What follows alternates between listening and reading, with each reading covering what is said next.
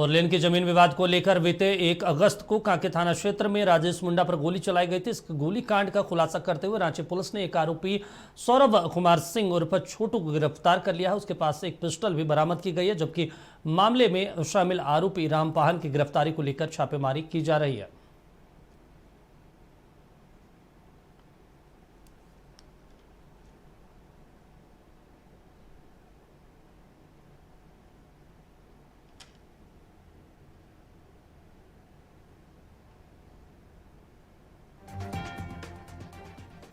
तो आपको बता दें, फोरलेन की जमीन को लेकर विवाद हुआ था, जिसमें गोली चलाई गई थी और इसी को लेकर अब पुलिस ने बड़ी कार्रवाई करते हुए इस पूरे मामले का खुलासा किया है, साथ ही आरोपियों को भी गिरफ्तार किया।